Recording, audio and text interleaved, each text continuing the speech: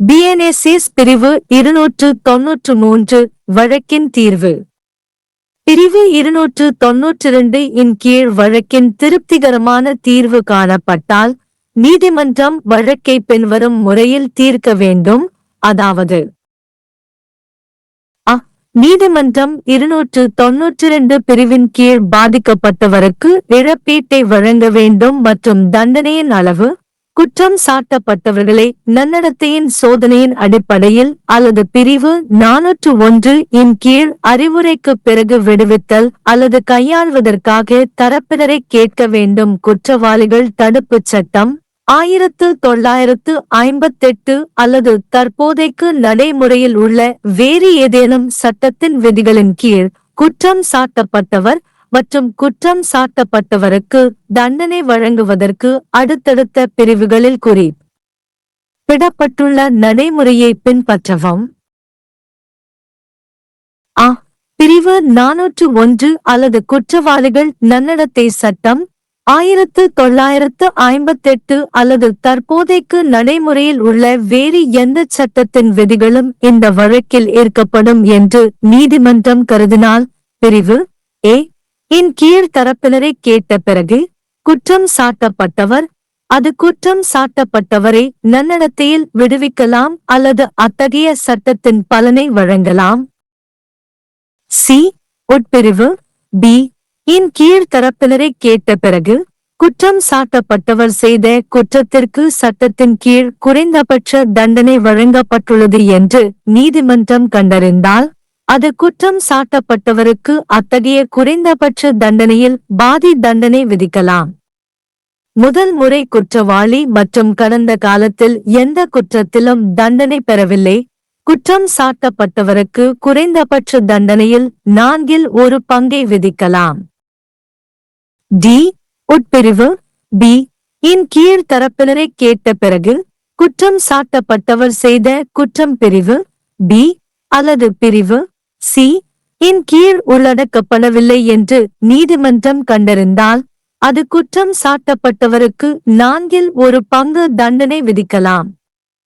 அத்தகைய குற்றத்திற்காக வழங்கப்பட்ட அல்லது நீட்டிக்கக்கூடிய தண்டனை மற்றும் குற்றம் சாட்டப்பட்டவர் முதல் முறையாக குற்றவாளியாக இருந்தால் மற்றும் கடந்த காலத்தில் எந்த குற்றத்திலும் தண்டனை பெறவில்லை என்றால் அது குற்றம் சாட்டப்பட்டவருக்கு வழங்கப்பட்ட தண்டனையின் 1/6 அல்லது நீட்டிக்கக்கூடிய தண்டனையாக இருக்கலாம்.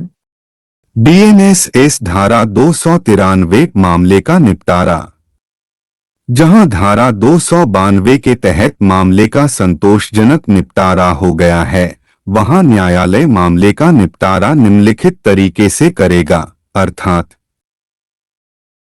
न्यायालय धारा 292 के तहत निपटारे के अनुसार पीड़ित को मुआवजा प्रदान करेगा तथा दंड की मात्रा अच्छे आचरण की परिवीक्षा पर अभियुक्त को रिहा करने या धारा 401 के तहत चेतावनी के बाद या अपराधी परिवीक्षा अधिनियम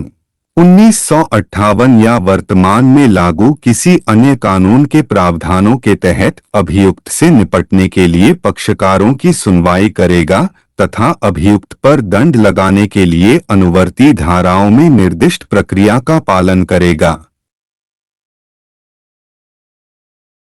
खंड क के अधीन पक्षों को सुनने के पश्चात यदि न्यायालय का यह विचार है कि अभियुक्त के मामले में धारा 401 या अपराधी परिवीक्षा अधिनियम 1958 या वर्तमान में लागू किसी अन्य कानून के प्रावधान लागू होते हैं तो वह अभियुक्त को परिवीक्षा पर छोड़ सकता है या ऐसे किसी कानून का लाभ प्रदान कर सकता है। खंड ख के अधीन पक्षों को सुनने के पश्चात यदि न्यायालय पाता है कि अभियुक्त द्वारा किए गए अपराध के लिए कानून के अधीन न्यूनतम दंड का प्रावधान किया गया है तो वह अभियुक्त को ऐसे न्यूनतम दंड की आधी सजा दे सकता है और जहां अभियुक्त ने पहली बार अपराध किया है और उसे पहले किसी अपराध के लिए दोषी नहीं ठहराया गया है तो वह अभियुक्त को ऐसे न्यूनतम दंड की 1/4 सजा दे सकता है।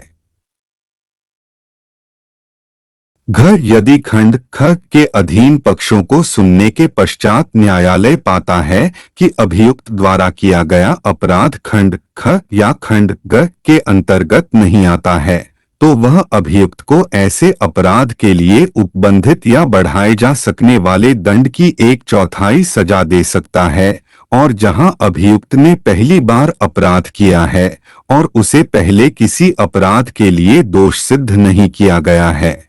वहां वह अभियुक्त को ऐसे अपराध के लिए उपबंधित या बढ़ाए जा सकने वाले दंड की 1/6 सजा दे सकता है।